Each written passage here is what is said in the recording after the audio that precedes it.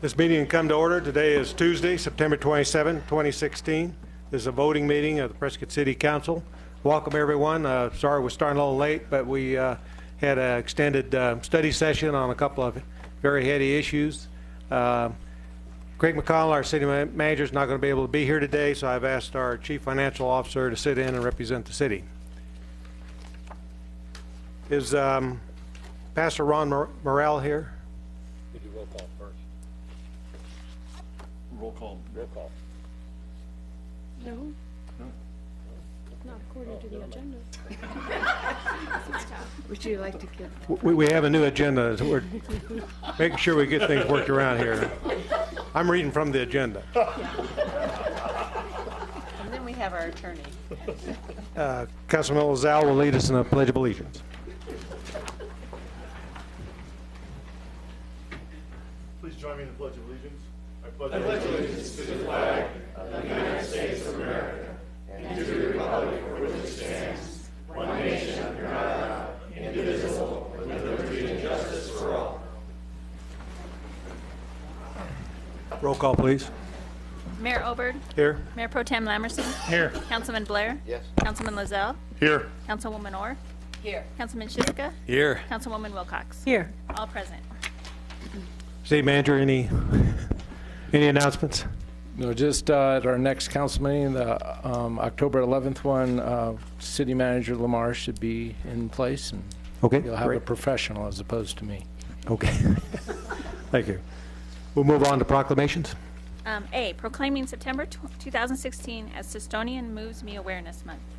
Councilwoman Orr will be presenting this to Bob Spencer.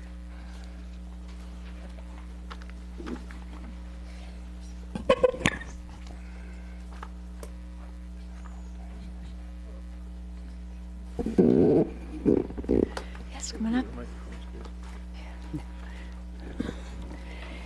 Proclamation, Dystonia Moves Me Awareness Month, September 2016. Whereas dystonia is a neurological disorder in which powerful involuntary muscle spasms twist parts or all of the body. And whereas such spasms are always disabling and often very painful. And whereas the cause of dystonia is unknown and there is no cure.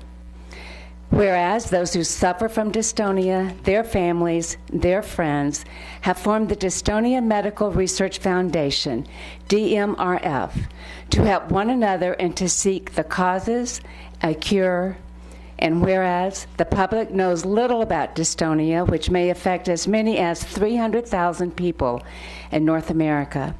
It's the third most common movement disorder following Parkinson's and tremor, and is 6 times more common as muscular dystrophy and Lou Gehrig's ALS.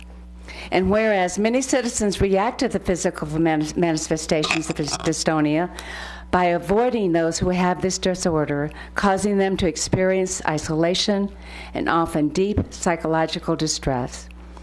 And whereas greater recognition and understanding of dystonia, both in the medical and the lay communities, is highly desirable. And whereas widespread public support of efforts to find the cause of and cure of dystonia are needed. And now, therefore, Harry Oberg, Mayor of the City of Prescott, Arizona, does hereby proclaim the month of September 2016 as Dystonia Moves Me Awareness Month. Would you like to speak? Yeah, thank you. I've had dystonia for over 22 years. We meet on the third Friday at the Good Samaritan Towers there at 1075, 1075 Ruth Street. So if you don't have any friends that have any kind of tremor or dystonia like what we do, we encourage them to attend. Thank you. 9 to 11. Thank you.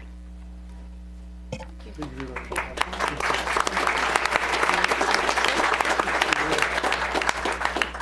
All right, Gene, go get them. Item B, proclaiming October 1st, 2016 as Boy Scout Troop 1's 100-year reunion.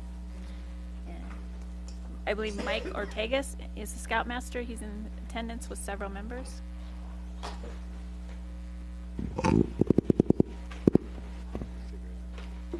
Hi. Hi, Jay. Pastor Jay. Hello. I asked to read this proclamation, not because I was a Boy Scout, but because I am a proud member of First Congregational Church, of which Jay Welcher is pastor.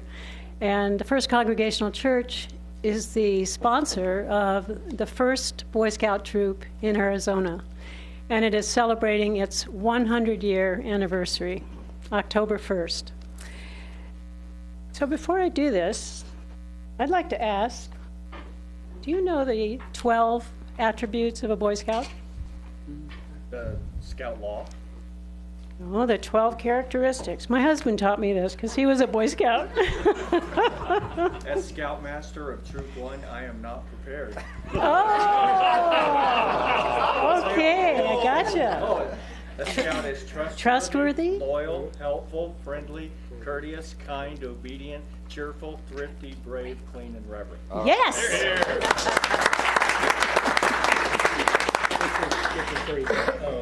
And ladies, if you happen to meet a man that you might be interested in, ask him first if he is a Boy Scout and if he has ascribed to these 12 characteristics. If he has, you've found the right guy. I agree with that. All right, so down to the proclamation. Boy Scout Troop 1's 100-year reunion, October 1st, 2016. Whereas the Boy Scouts of America was incorporated in 1910 and chartered by Congress in 1916, the same year the first Boy Scout Council in Arizona was formed with the Prescott Council. And whereas Prescott is the home of the first Boy Scout troop in Arizona, Troop 1, was organized by Morris W. Payne and has been sponsored by the First Congregational Church for 100 years. And whereas the earliest Boy Scouts in Prescott were very active in sports, with the Thumb Butte Trophy as perhaps the most coveted sports prize. 10 Scouts from each troop would run a relay that started from the courthouse plaza to the trailhead, a distance of 3.5 miles, then up the mile-long, 800-foot elevational increase to the base of the outcropping, where the winner would plant the troop's flag. At the outset, this was a monthly event when weather permitted. And whereas some of the services that the Boy Scouts offered back to the community in their earliest days included visiting and entertaining school children and pioneers, helping Fish and Game distribute literature on conservation, ushering at all the fairs held in and around Prescott, and sharing of first aid knowledge at the Elks Theater. And whereas in 1920, the boys extinguished a wildfire by themselves at the base of Mount Union.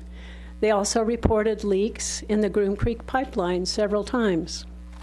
And whereas Troop 1 very much appreciates its 100-year sponsorship by the First Congregational Church and enjoys meeting each week in the Scout Room, which is full of troop memorabilia. And they haven't wrecked it yet. And whereas there will be a 100-year reunion held on October 1st at the church at noon, and all former Scouts, leaders, friends, and family are invited to attend. Now, therefore, I, Harry B. Oberg, Mayor of the City of Prescott, Arizona, do hereby declare October 1st, 2016 as Boy Scout Troop 1's 100-year reunion. Hear, hear.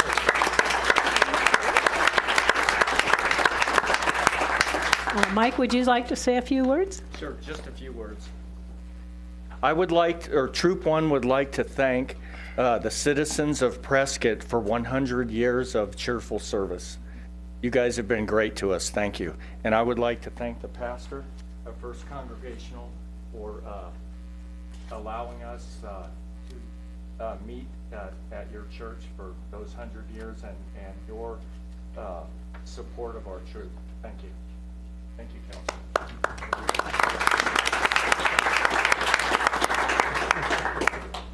Item C, proclaiming October 9th through 15th, 2016 as Fire Prevention Week. And Chief Light is here to accept the proclamation. Sure, absolutely. Come on up, gang in blue. Well, I'll tell you what, I was really jealous of Gene for doing the Boy Scout. I was Scoutorama chairman here in Prescott from the mid-'80s through the mid-'90s, and then I was district chairman for a couple of years after that. So Boy Scouts are near and dear to my heart, too.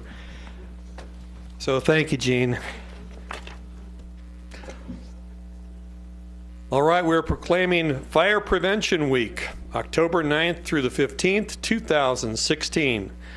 Whereas the City of Prescott is committed to ensuring the safety and security of all of those living in and visiting Prescott. And whereas U.S. home fires resulted in 2,291 civilian deaths in 2015. And whereas working smoke alarms cut the risk of dying in reported home fires in half. And whereas all smoke alarm batteries should be replaced yearly, and smoke alarms should be replaced at least once every 10 years. And the age of a smoke alarm can be determined by the date of its manufacture, which is marked on the back of the smoke alarm. Whereas Prescott's first responders are dedicated to reducing the occurrence of home fires and home fire injuries through prevention and protection education. And whereas Prescott's residents are responsive to public education measures and are able to take personal steps to increase their safety from fire, especially in their homes. And whereas the 2016 Fire Prevention Week theme, Don't Wait, Check the Date, replace smoke alarms every 10 years, effectively serves to educate the public about the vital importance of replacing the smoke alarms in their homes at least every 10 years, and to determine the age of their smoke alarms by checking the date of manufacture on the back of the alarms.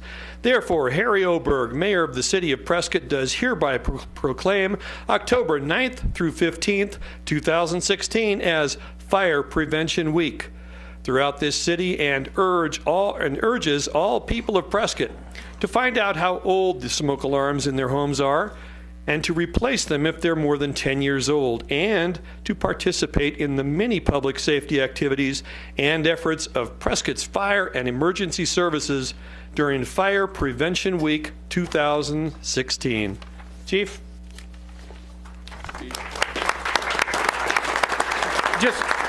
Just real briefly, some of the folks that work behind the scenes, Don Devendorf, myself, most of you know.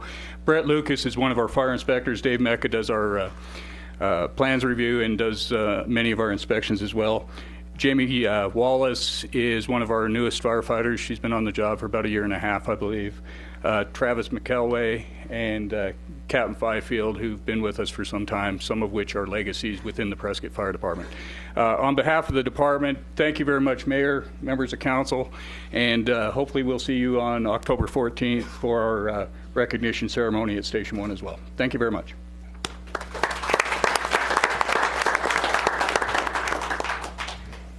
Presentations, item A is the AOPA briefing, and we have members from the AOPA in attendance.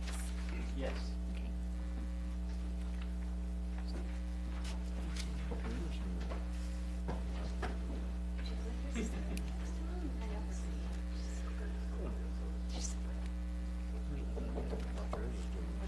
Good afternoon. Hi, my name is Carla Smith. Mr. You better lower that, Carla. How's that? All right, good afternoon. My name is Carla Smith. I'm an aviation event planner with the Aircraft Owners and Pilots Association, and we are thrilled and honored to be here. And thank you so much for opening your city's doors to us to allow us to come in and have a lot of fun on your airport grounds. First off, let me say by saying thank you so much. Wonderful, wonderful airport staff. They have been great. All of your city employees have helped us out tremendously. Your fire department's been wonderful. Police helping us out. Public Works. We are just absolutely thrilled with the hospitality that you guys have been given to us, from special event permits to health department on down the line. So again, thank you so very, very much. That is one of the reasons why we picked you guys. Such a wonderful, wonderful community. Very supportive, and again, have been absolutely wonderful to work with, and that means a lot. Makes our jobs a little easier, so again, thank you so very much. We're very grateful to Guidance Aviation and Legends Aviation as well, and we're thrilled to be able to partner with Emory-Riddle University, so thanks to you guys. We really, really appreciate it. So what is an AOPA fly-in? AOPA, we are the largest Aircraft Owners and Pilots Association membership in the United States. Well, basically, we're nationally. We have over 500,000 members. We support pilots and their freedom to fly. We support giving them the rights to be able to do what they do and help keep things safe, but yet let's still allow them to have a lot of fun, and to help promote general aviation and to help grow general aviation and help bring support to our general aviation airports. So what a fly-in is we try to pick 4 locations throughout the country. We try to hit all 4 corners of the United States. This year we kicked things off in Beaufort, North Carolina, not to be confused with Beaufort, North Carolina. It's spelled the same, and I'm Southern, and it blew my mind. So it is Beaufort, North Carolina, and we still laugh because we did have some pilots end up in Beaufort. So it's, so riddle me that way. All right, so we kicked off the year in Beaufort, North Carolina, and then from there we had a little bit of a break. We had a little event called Sun and Fun in Oshkosh, which some of y'all may be familiar with. From there, we flew out to Bremerton, Washington, which is on the outskirts of Seattle. And then just 2 weeks ago, we were in Battle Creek, Michigan. Battle Creek was wet. It wasn't a whole lot of fun. But I got 4 days home, and here I am in beautiful Prescott, Arizona. So we are thrilled to end our season here. I have been so impressed with Prescott, and I've enjoyed this area so much. My family will be here Friday, and my husband and my daughter and I are going to spend an extra week here and enjoy your beautiful city and see the Grand Canyon and some other wonderful things that Arizona has to offer. So very, very impressed with your area and have thoroughly enjoyed. I'm putting my money where my mouth is. I've thoroughly enjoyed this area. So here's a fly-in. What we do is we invite our members to come out and join us. We have a day full of flying. We have a day full of friends getting together. We have a 1 and a day half of food, and then of course tons of fun. The opportunity is for our members to get to meet each other, hang out, exchange stories, and talk about flying. Our goal is to also try to open the doors to other individuals who want to learn about flying. They've never really had the opportunity to learn about it and to get the hands-on experience. We have seminars that will start in the morning on Saturday, where you can, one of the most popular ones is called Rusty Pilots, where the pilots who have sort of have gotten out of the groove of things is the opportunity to get back in, sit for a class, and sort of polish up on getting their license again and getting back in the sky to fly. We also have other seminars on new products that are coming out in the aviation industry and just other exciting events for them to take part in while they're there. Food, of course, is the biggie. We have a Barnstormers party on Friday night. We will have a band, and for the life of me, I cannot remember who it is right now, but we do have a band. Do you remember? I don't remember. They're out of Phoenix. They're popular. I can't think of who they are. But it's Country West. Yeah, it is Country West. I can't remember who it is. Shoot a monkey. We should have known this. All right, so from there we have good old barbecue and fun stuff like that. Whiskey Ranch is a caterer out of Arizona who's coming. They came on board and they've traveled with us everywhere but North Carolina. So we're thrilled to have the Arizona group with us. And then we have a pancake breakfast Saturday morning, and then we'll have a big catered lunch on Saturday as well for our guests. At the moment, our numbers for you guys are looking really, really good. So we're expecting. People are funny. Usually about half of what register, about half of your RSVPs are true. More people come in at a later date. So right now we're sitting at close to 1,000 for lunch. So we anticipate that we'll probably have a good 2,000 to 3,000 people there, which is wonderful, wonderful, wonderful, wonderful. How many airplanes? How many airplanes? Right now, I believe you've got about 350. Pilots are funny creatures. They'll usually not make their decision or follow, do what they do until the last minute. We are prepared for 700 to 800. So we would love to. We've got plenty. John's got plenty of room, so we hope to fill it all up. Chris Eads is my boss. He's the director of outreach and events, and he pawned this off on me because he's in the air. So you're stuck with me. But Chris is my boss. He's one who oversees our outreach team. This is a photograph from Salinas, California, and that's just sort of a snapshot of what you will see. Our tents are up, so y'all are more than welcome to come out and drive around, take a look and see what's going on out there right now. Here is our schedule. The basic events, again, we don't have the Serious Leadership schedule. That was from last year because we stole this from another PowerPoint. But our party starts at 6:30, and then Saturday morning things kick off at 7:30. Me and my team will be on the ground around 4:30 in the morning on Saturday, getting things ready to go. So it will pancake breakfast, and our exhibit hall opens. And we have 62 exhibitors. Good thing for Prescott, we had a waiting list for you guys. So everyone was excited to be in this area. So that exhibit hall opens, and then that's when the seminars and other educational classes start. Then lunch, and then we're going to have a small aerial demonstration, thanks to Emory Riddle. And then we'll close our day with a pilot town hall meeting. We have an ice cream social, and our company's CEO, Mark Baker, will come and speak to the crowd, do some questions and answers and things like that. And then we pack up. Something that was really, really interesting, when I came on board, we started calculating the economic impact. Now, I'm going to take off my AOPA hat for a second, and I am the treasurer for about 10 years now in the Tullahoma Airport Authority, where I'm from in Tullahoma, Tennessee. We had a fly-in last year. For our little GA airport, we are the 5th busiest general aviation airport in the state of Tennessee. We were trying to find ways to help increase our traffic, bring more attention to our town, just support our airport. The AOPA fly-in did that for us. Basically, our event was this time last year for us in Tennessee. My fuel sales are up. My traffic is up. We have a museum on our field. Their paid attendance has doubled. What has happened is people that came to our event, they weren't able to do everything they wanted to do while they were in Tullahoma. They're coming back. We had people who weren't able to come in because we had a low ceiling that day and they weren't able to fly in. They're coming back. So the beautiful thing, and I'm very passionate about your local airports, it is the front gate to your community. You never know who is on that plane. You never know what they're bringing or what they're looking for. And for us in Tullahoma, Tennessee, this fly-in has been extremely beneficial to us financially and tourism-wise, and just getting people back to our town. We have another opportunity to show them how great it is. So we started running our numbers. So what is the really benefit of us coming to a community? And by the time it's all said and done, I got to crunching our numbers, and thanks to the economic impacts from the local, the other areas, and running through their Chamber of Commerce and their tourism boards, we found out the average hotel travel and hospitality was around $500,000. For a 2-day event, that's not too shabby. Not too shabby at all. We start calculating what we spend money-wise for our AOPA staff here. This is my 3rd time here. By the time all of our staff and other personnel are here, we spend around $87,000 in just hotel expenses coming here, and food and beverages and all that fun stuff. Production expenses, I spend close to $100,000 by the time you count my tents and my caterers and my porta potties. And we do spend as much as we can in the local community because we appreciate you guys opening your doors for us. So we try to give back the best that we can. So basically, our average for our 4 fly-ins last year was an economic impact of around $680,000. I did not calculate fuel sales. That was something I wasn't totally able to throw in there. But for my airport, we did about 9,000 gallons of avgas that day. That's not too bad. Not too bad at all.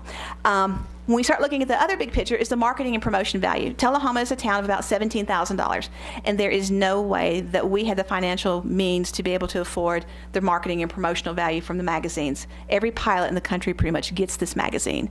Every FBO gets this magazine. You never know who's going to pick up this magazine. So I started calculating the prices to run the ads in these magazines, the benefit to us, and it's around $265,000. So the marketing value that we're able to bring to the table was pretty substantial. So we're pretty proud of what we're able to give back to the host community.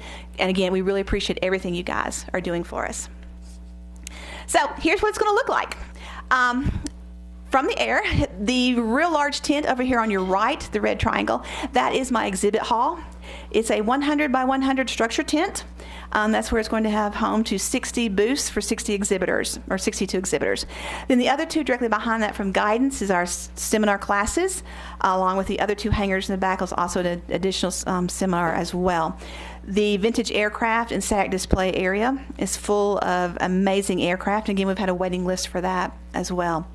And then our AOPA Village is the other small, on top of the airplanes there, that's where our store is, our insurance department, our legal department, our medical department, everything AOPA has is in that facility. And then our main stage, where all the fun stuff is going to be, is in the large hangar there in the red. And then Emory Riddle and everything they've got going on is going to be over there on the left-hand side. We try to be, we have a perfect safety record, let me say that for starters, so we're very proud of that. Our goal is to make things as easy on everybody as we can. So we have here's our traffic plan. We will have staff and exhibitor parking up here at the front near the exhibit hall, and then the handicap parking. And then guidance is going to be doing some helo rides for us in the corner there. And then the front area, all in blue, is our public auto parking. And then everything else is going to be aircraft camping, and the aircraft parking is going to be on the bottom ramp down here on the bottom. Right now we have around 150 people who are registered to camp and spend the night under the wing of their airplane, which is pretty cool. And then the big old yellow line, of course, is our, I call it aerial demonstration because it's just a very small aerial demonstration, not quite in the air show level, but it is a small aerial act, and that is our safety line that we have worked out with the tower and the FAA. So we're good to go and have their blessing there. And basically, that's it. This is our performers that we're going to have with Emory Riddle, and we're excited that they're going to be here. And that is us. Any questions for me? I think I've covered everything. Thank you. Appreciate you coming. Oh, the band is Three Horse Town. Now, why didn't I remember that? Okay, good to go. Way to go. Again, Thank you so much for coming. Yes, thank you very much. We're thrilled to be here. And again, thank you so much. Your city has been wonderful. Yes, sir. What is the circulation of the AOPA magazine? Around 500,000. Because I do want to tell you, I saw our article. Mm-hmm. That article is phenomenal. So thank you for advertising Prescott. Appreciate it. You're welcome. You're welcome. We're thrilled to be here. All right. Thank y'all so much. All right. Thank you.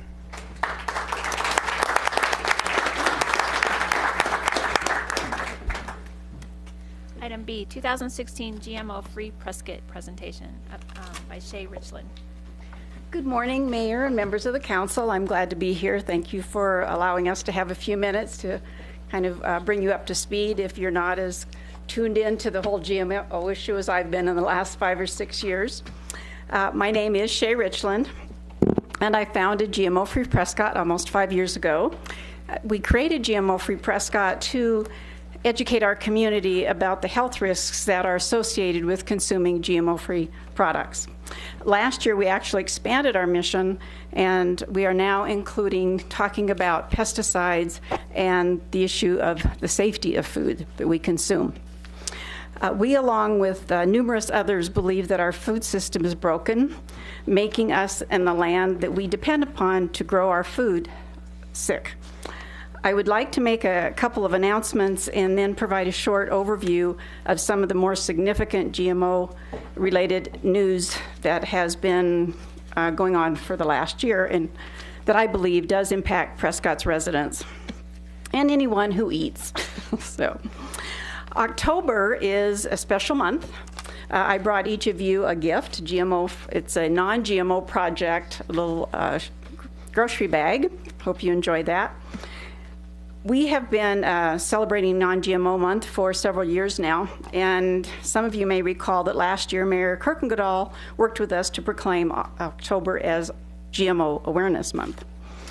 Several educational opportunities are available this month, including 2 documentary films, which you have a mini flyer for. That's what this little guy is, 2-sided flyer. Tells about the first one is Cowspiracy, that will be shown at the Crossroads Center at Prescott College, and it draws attention to some serious food issues that we are facing. October 16th is actually being celebrated worldwide as World Food Day, and one of the things they do is call attentions to issues of our diets, of sustainable farming, and of food security.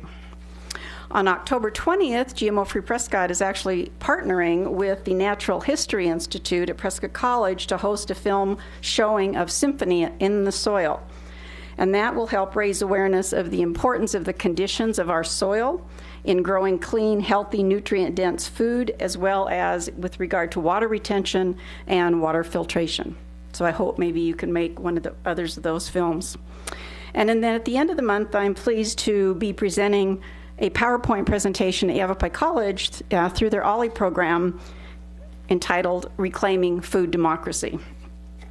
So those are the announcements, and so I will get on to a couple of the news issues. The issues related to the food system, the genetic manipulation of the food supply, and our health are in the news weekly, sometimes daily. They are too numerous to recount here, and they change rapidly. However, I have, one of your handouts is I have put together a summary that highlights a number of these that I think might be of interest to you and to our residents. I would like to remind everyone that GMOs have never been proven safe. Despite what proponents claim, there has been and continues to be evidence of problems with this technology. Last year, we presented evidence of the high correlation between our modern chronic diseases and the proliferation of GMO crops sprayed with Roundup Ready glyphosate. So here are a couple things that have been going on. At the end of last year, GMO salmon, apples, mushrooms, and potatoes were approved. GMO alfalfa has also been in the news, as well as genetic engineered versions of corn, soybeans, and cotton. Aqua Advantage GE salmon was approved for commercialization, and then a couple months later, it was banned from being sold in the U.S. Not sure what's going on with that, but so GE apples and mushrooms have been engineered to silence their browning genes. So basically what that means is we're no longer going to be able to tell if these products are getting old because they're not browning, which they normally do as they start to deteriorate. They've also been engineered with some other additional traits as well.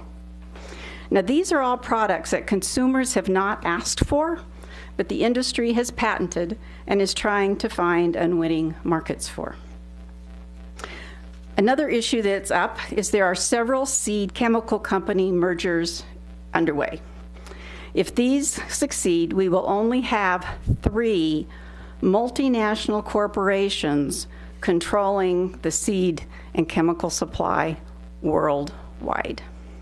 Only 3. Bayer and Monsanto want to merge, Dow Chemical, DuPont want to merge, and the China National Chemical Corporation wants to acquire Syngenta. So those are all ongoing. Now, one of the most recent is the Courier carried a couple of news snippets about a new national GMO labeling law, which was signed into law this summer. It has been referred to as the Dark Act. I might have talked about it briefly last year by opponents, but it is now officially the National Bioengineered Food Disclosure Act. Folks who have heard about this new law may falsely assume it will provide consumers with a meaningful and clear GMO labeling. It does not. This law is an industry bill which left the voices of numerous consumer groups unheard. It appears to have been designed to primarily obliterate the excellent GMO labeling law Vermont enacted several years ago and which went into effect July 1st. Although the new law is expected to face court challenges, this is some of the highlights. It preempts states and all municipalities their ability to determine their own requirements for GMO seeds and products. This obviously includes Arizona, Yavapai County, and Prescott. It has been referred to as toothless. According to the FDA, most foods typically thought of as being produced or made with GMO ingredients will not be covered by the bill's narrow definition of genetic engineering. And the genetic engineering field is changing all the time. Gene editing is an example of a current technology being used to create GMO food, and that the U.S. Director of National Intelligence, get that? National Intelligence, James Clapper, has referred to as a weapon of mass destruction. It is unclear, the bill is unclear and produces unclear labeling. Producers have a choice to use text, electronic, digital, or symbol on the packages, such as a QR code. Does everybody know what a QR code is? It's a little black box that's funny. All of which are cumbersome and not helpful for the general public. The new law is discriminatory, as the provisions to utilize QR codes adversely affect people without smartphones and/or limited data plans. The public is being left in limbo for the next 2 years while the Secretary of Agriculture works out related requirements and procedures for this new national labeling bill. Now, there is good news. Again, there's a lot that's happened that I put in your handout, but I didn't want to take everybody's time today to go through all of the bad news. So the good news is many food companies have voluntarily chose to eliminate GMOs from some or all of their products, or to disclose the presence of GMOs in their product labeling. Some of those include Mars, General Mills, Conagra, Kellogg's, and Campbell's Soup. Hershey's has dumped GMO sugar beet sugar, and they're also making numerous other improvements to the quality of their products. Another piece of good news is the demand for organic products continues to increase by double digits every year. More and more folks are starting to pay attention to the connection between food choices and their health, and they're voting with their wallets. Any discussion of GMOs, our food system or health, needs to include glyphosate, which is the main ingredient in the herbicide Roundup. The USDA is beginning to do testing for glyphosate residue in GMO crop or in foods. Roundup is also used as a desiccant in non-GMO crops like wheat and sugar. There's actually about 140 crops that could be used. It could be used for that purpose. Also, there's a new organization. It's called the Detox Project. Excuse me, is testing food products and creating an easy-to-use database for consumers. Their goal is to protect women and children from the harmful effects of man-made chemicals in our food and environment. And lastly, this new labeling law does not undermine the USDA Organic Certified Standard or the Non-GMO Project Verified Program. Both are still valid. And our recommendation is the safest bet is to choose products that carry both the USDA Organic icon and the Non-GMO Project icon if you want to be really picky about your food. So those are the things that I mainly wanted to share with you today, and I want to thank you. And what I'd like to do is ask you to please remember that when you're setting policies or taking measures for the citizens of Prescott, that the food issue may remain in your minds. So thank you. Thank you.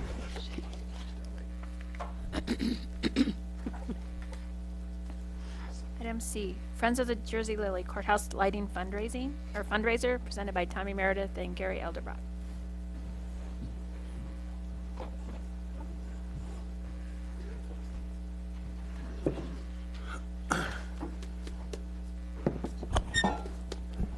Thank you, Mr. Mayor, for having us here today.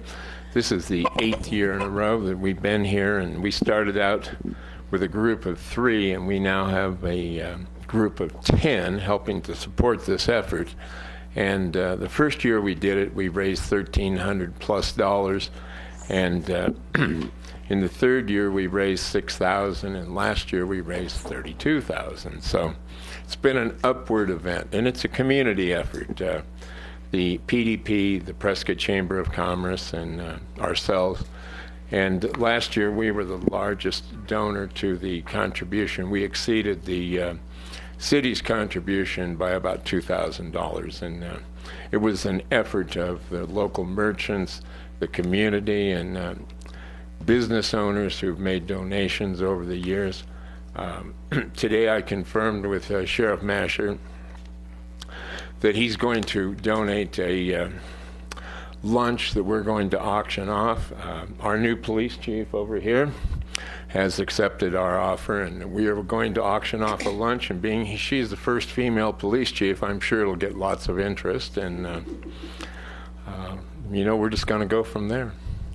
The bronze was donated by Brad Williams. Brad Williams is a Western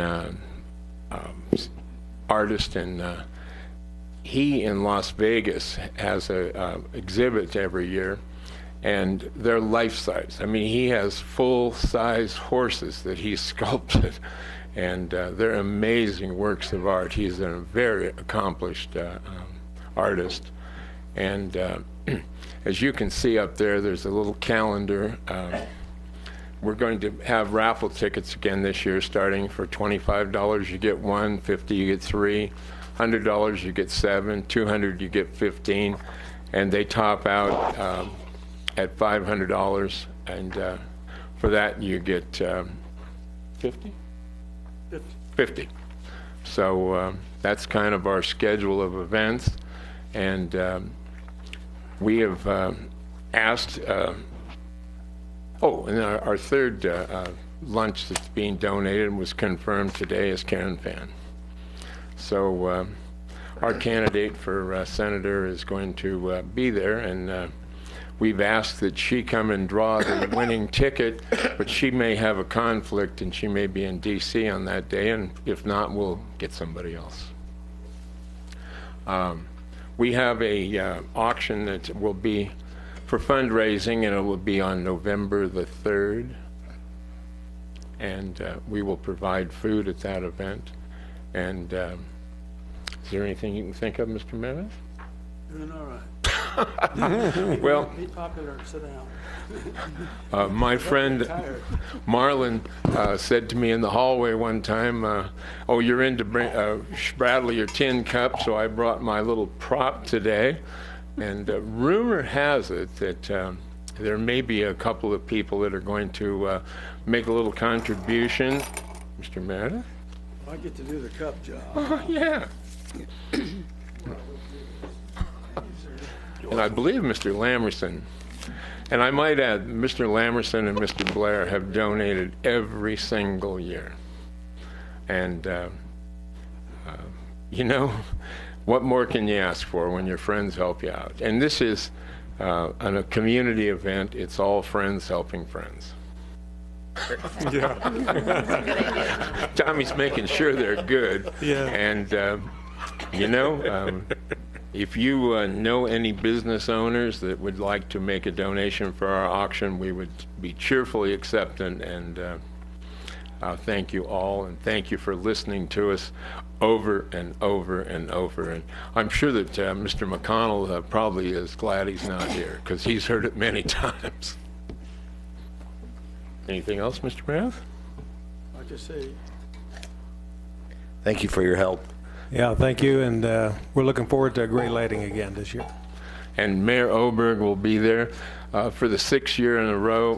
Rosie on the House, Rosie Romero, will be there broadcasting live from the Jersey Lily, and they're heard all over the state of Arizona, and they do a 4-hour show. 3 hours are on here in Prescott, and Mayor Oberg has very kindly agreed to come and welcome them to our city, and it is good because this is the #1 radio station radio program that originates in the state of Arizona.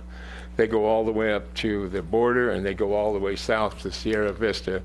And any given Saturday, they have 100,000 listeners. Thank you very much. Thank you, Gary. Thank you. Tommy, you said you're not able to talk today. excuse me. You said you couldn't talk today. Well, I got some relief. I can't talk because I've been waiting too long to talk, I guess. Anyway, I just want to say Gary covered everything pretty well. But, you know, we were talking about tourism earlier, and I do have a voice problem, Greg, so you recognize that. The lighting itself, the lighting, courthouse lighting, I think is probably one of the most significant and the largest draw of people into the Prescott area of any event. Rodeo is right in there, and there's probably some others that I may have missed, but it's there for 45 days. I think December 3rd is when the lights, courthouse lighting lights up, and it's over Martin Luther King Day. So, you know, when you start thinking of various events and what brings people to Prescott, I think you have to give a big nod to it. And just to give you an idea, like Gary said, the PDP, the Chamber, and the City of Prescott, and the county basically are the partners in this thing, at least our effort. And, of course, the donations being the other part of it.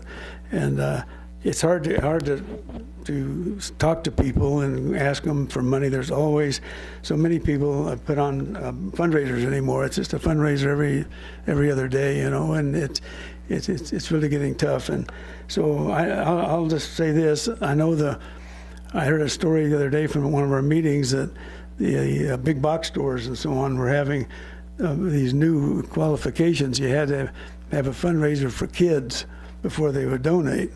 And of course, usually it's about $50 to 100 people or something. But my point is, I don't know of a better entertainment factor in the courthouse lighting than for kids than the lighting, and grandmas and Santa Claus and all the above. So my only plea is, I think we're getting a little lean on donations and auction items. So if anybody can help us in that respect. I want to thank Brad Williams for the bronze. Gary was right. In Las Vegas, he had a darn near displays half as big as this room that were full-size horses, and he's very capable. This year, you'll see the flag on the flyer there. That's actually a real flag in with the bronze itself, and I think it's apropos for this year with the elections and everything else that's going on. But I just want to say a big thank you. I don't want to take any more time. I'll be a hero if I don't. And again, we'll be talking to you, but thanks for their time. I appreciate it. It took me a little while to talk today, but I made it. By the way, Gene, the black hat and the white hat you mentioned earlier, you know why the black hat chases the cows and the white hat owns the cows, so remember that. Great fellas. Right. Thanks, Tommy. Okay, we'll move on to the consent agenda. Consent agenda. Item 9A, approval of minutes for the September 13th council meetings. B, approval of water service agreement number 16-015 with Eric D. Pogue. Item C, approval of contract with Fitness Appraisal LLC for comprehensive wellness fitness testing of firefighters. Item D, approval of annual ESRI Geographic Information System, the GIS software support and maintenance. Item E, approval of contract with Madden Media for advertising services. Item F, adoption of ordinance number 5005-1543, an ordinance of the Mayor and Council of the City of Prescott, Yavapai County, Arizona, amending the zoning of certain property generally located at 1441 Meadow Ridge Road, consisting of a portion of one parcel totaling approximately 4.17 acres from single family 18 to natural open space. Item G, approval of contract with Central Basin Roofing for coating of the City Hall roof. Item H, approval of contract with Badger Roofing for re-roofing of the Public Works building. Item I, approval of amendment number 2 to contract with SCS Engineers to add Phase 2 design services for replacement of the Sundog Transfer Station main scales. Item J, approval of contract for annual maintenance and support of the ADSI computer-aided dispatch, the CAD software system utilized by the Prescott Regional Communications Center. Item K, acceptance of Economic Strength Program grant from ADOT and Arizona Commerce Authority for construction of Corsair extension and related improvements. And item L, approval of purchase of collision repair services from Downtown Paint and Body. Do you have a motion? Mayor. Oh, go ahead, please. Thank you. Move to approve items 9A through 9L. Do you have a second? Second. Motion and second vote, please.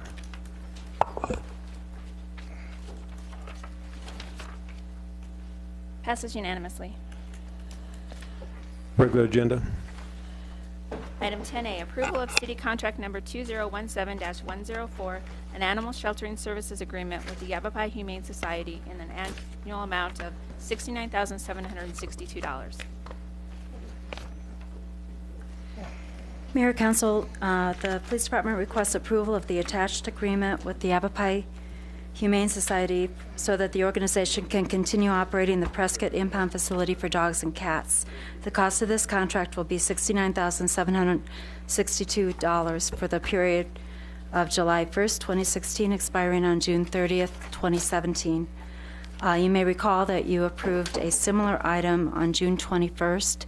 That item was presented to the board of the Yavapai Humane Society. They requested some changes due to some staff leadership movement in that organization. So this is an amended agreement from what you saw previously. I'll be happy to answer any questions, or Deputy Chief Bonnie would actually be happy to answer any questions. Questions, comments? Anything from the public? Do you have a motion? Mayor, I move to approve city contract number 2017-104. Second. Yeah, motion, second vote, please. Passes unanimously. Next item. Item 10B, adoption of resolution number 4354-1563, approving an intergovernmental agreement with the Yavapai County Flood Control District, city contract number 2017-115, to accept funding in the amount of $600,000 for all or portions of the 5 drainage improvement projects. 1, Acker Park Detention Basin. 2, Penn Avenue and Eastwood Drive Street Drainage Project. Item 3, Carlton Street, Larkin Street Drainage Improvement Project. Item 4, Goodwin Street Drainage Improvement Project. And item 5, South Washington Avenue and Goodwin Street Drainage Improvement Project. Great. Thank you. Good afternoon, Mr. Mayor, members of council. My name is Steve Oroz with Public Works. This item before you is part of our capital improvement program funding. You're well aware of our enterprise funding for the water, sewer, and streets fund for the capital projects. This is one more element of that. This is the Yavapai County flood control funding that we are eligible to receive each year. We do coordinate with the county flood control, identify a list of projects, and what has been working in the last 2 rounds is more of a menu approach to the projects, that the funding will be used on one or more of the projects versus specific projects. We both found that that works better for both agencies to receive and document the funding. And we look forward to any questions you may have and moving forward with this item. Councilwoman Wilcox. This is a really important project. Living in this area and watching the storm damage, we really, really need this. Yes. I just have one question, though, about the Penn Eastwood Drainage Basin. On our maps, there's a black dot, and I'm wondering if that dot should be on the other side of Eastwood and Hillcrest. Is it the proper location? That is a good catch. The actual basin is located more in this area above the word wood. Right. Okay. That's correct. All right. Thank you. Any other questions, comments? Councilwoman Orr? So, Steve, it says the balance of the estimated project cost will be provided from the streets fund. What's As the it relates- anticipation? What's the estimate of that balance? The total of these projects are several $1 million in total, but a lot of the projects include water, sewer elements. The balance of the funding for the actual drainage improvements part would come from the streets fund. Okay. Correct. Any other questions, comments from the council? Any from the public? Do I have a motion?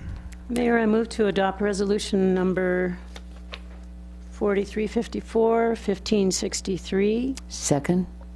Have motion, second vote, please. Passes unanimously. Thank you. Next item.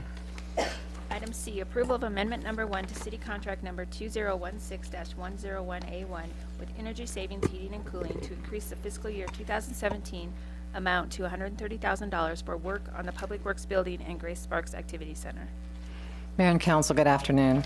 The Facilities Management Division requires ongoing services for preventive maintenance, repair, and related services for the heating, ventilation, and air conditioning units that are throughout the city facilities.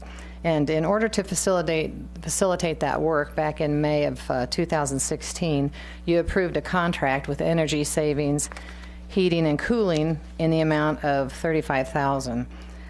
So that we could establish pricing under that contract. Well, since the initiation of the contract, Facilities Management has identified a need to replace 4 units on the Public Works building. These 4 units are facing continued failure, and the repair cost is just going up on those 4 units, so they warrant replacement.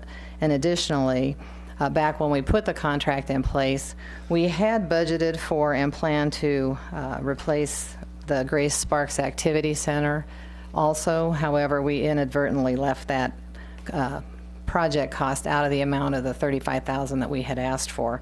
So this item will include the cost of the Grace Sparks HVAC replacement also. So summarizing the 3 things, We have routine maintenance of about $35,000 a year. The $60,000 planned and budgeted Grace Sparks HVAC replacement, and then the additional $35,000 for the Public Works building, the 4 units on that building. And we do have funding of $130,000 available in the current year budget, and we will be deferring a couple of projects so that we can reprogram the funds so that we can do the Public Works building. If you have any questions, I'll be happy to answer them. Questions and comments from the council? Any from the public? Do I have a motion? I move to approve amendment number 1 to city contract number 2016-101A1. Second. A motion and a second vote, please. Passes unanimously. Next item. Item D, adoption of resolution number 4353-1562 and ordinance number 4003-1541 for revisions to the city code pertaining to solid waste management. Ordinance number 5003-1541, an ordinance of the mayor and council of the city of Prescott, Yavapai County, Arizona, amending the Prescott City Code by deleting chapter 2-13-1 through 2-13-38, and by adopting the public record document entitled Amendments to Title 7, Chapter 7-4, Solid Waste Management. Mayor and Council, a change to the Arizona Revised Statute Title 49-746, which was completed during the 2015 legislative session, effective July 1st of this year, necessitated some changes to our solid waste code. That change to the Arizona Revised Statute prohibited municipalities from unreasonably restraining a private enterprise from delivering solid waste or recycling services to commercial, industrial, or multifamily properties within a municipality. And a multifamily property was further defined as any real property that has one or more structures and that contains 5 or more dwelling units for rent or lease subject to the Landlord-Tenant Act, which is Title 33, Chapter 10. So in order to comply with that change in the revised statutes, we're adding a new definition to our code called commercial multifamily account, which will define the units that are truly what the statute is referring to as 5 or more dwelling units for rent. And then additionally, we are removing 2 items from the code. One is the requirement for a private service provider to obtain an annual license. And those businesses that are affected were previously notified that we would be deleting that provision in the code. And then second, we're going to be removing the, as a city provided service, temporary construction dumpsters. So back to the first item we're taking out, the requirement for the private service providers to obtain an annual license through the Solid Waste Division. The private service providers will be required to comply with the city's new requirement for the business licensing. So therefore, the solid waste license is basically unnecessary because of that new requirement. And further, Solid Waste Division's capabilities to enforce that requirement is just not there. It's we're unable to enforce that requirement, and the private haulers are already following regulations that are put in place by the Arizona Department of Transportation as it relates to vehicles and drivers. So really removing that is just taking a burden of government off of the private haulers. And then removing the provision of temporary construction dumpsters is also being proposed as a discontinued service for the city. The materials that go into these containers are highly abrasive, and they do cause premature wear and tear on our trucks. And citizens and businesses still have access to these types of services through the private sector. So rather than providing that as a service, we're going to discontinue that as of December 31st of this year. And since we were already making some changes to our code, we did some housekeeping. We're changing the name of Chapter 7-4 from sanitary landfill to solid waste management. We are codifying all of our fees so that you can find them right in the code. Previously, they're in a resolution, and to find them is a little difficult. We are also clarifying some of the definitions to be in compliance with the new statute. And also, we will be changing the requirement to bag your recyclable material. Under our intergovernmental agreement with Phoenix for recycling, they require that we don't bag our recyclables. So up until this point, we have been bagging. those recyclables either have been split open on the line and recycled or set aside. So rather than having our recyclables potentially set aside and not recycled, we're changing the requirements, so we don't want people to bag the recyclables going forward. And these revisions will be effective 30 days after adoption of the resolution and the ordinance. And we anticipate about a $17,000 loss to the solid waste fund because of the licensing. But that shouldn't put us in any dire straits at this point. And if you have any questions, I'll be happy to answer them. Councilman Blair. We can borrow the money from bed tax. There you go. I guess my comment would be is back when I was on council many years ago, it found it was a benefit to have roll-off dumpsters. These are not the roll-off dumpsters, Councilman. These are the little front-load bins that we charge a fee for construction items. Okay, so they're not the roll-off dumpsters? Not the roll-offs. I was going to say we spend a lot of money on a roll-off dumpster truck and all those things. So, okay, thank you for the clarification. Sure. Stephanie, I was just curious, how much are the license fees that you're doing away with? Let me get my phone. We asked that very question a moment ago. The application processing fee was $500, non-refundable, and the annual license fee for each vehicle was $1,000, and it was also non-refundable. Quite savings for them then. Good. Councilwoman Wilcox. I appreciate all the work you put into going through the ordinance line by line to conform to state law. I just don't agree with the whole principle of allowing one or more commercial and municipal solid waste heavy trucks on our same street, on the same street, to pick up solid waste according to the choice of the property owner. It's really wearing down our streets. And I'm wondering what we're charging for a business license for these private solid waste haulers, and does it really reflect the damage they're doing to the streets? Mayor, Councilwoman Wilcox, my understanding is that the purpose, I believe, of the fuel tax on the diesel is to, or it's not the diesel, is it the, what is it? It is on the diesel, that tax is supposed to go help pay for the roads, and that the wear and tear that the big trucks cause on our streets. As far as what the new business license amount is, I would have to defer to the finance director. $35. Wow. There you go. Quite a savings. You know, but the statute changed back in 2010. Prescott used to be the only solid waste provider in the city. The statute changed, so we had to open it up to the commercial companies coming in. And so then people are free to choose whichever hauler they would like to have service their business. Right. So that savings for the private commercial haulers is being absorbed by our city taxpayers. It will be in the rate increases, so it'll go across the tip fee. It'll also go across the residential fee, and it will also go across the commercial fees that we charge our customers. So it'll be a small amount, but yes. But we've only been receiving this revenue for about 2 years, I think, maybe 3. It's just a relatively new thing. Okay. But like I said, it's really unenforceable. We were putting little stickers on the back of the trucks. You have to be there because we cite under criminal code. You actually have to be there with a camera, getting a picture, seeing them service a solid waste container to actually catch them at it. Right. It's very difficult. Thank you, Mr. Mayor. I'd like to go on the record. I agree totally with what Gene has to say. It is undue wear and tear on our roads, but it is what it is, and we're conforming to state law. Thank you, Stephanie. Yes. Any other questions, comments from the council? Any from the public? Do I have a motion?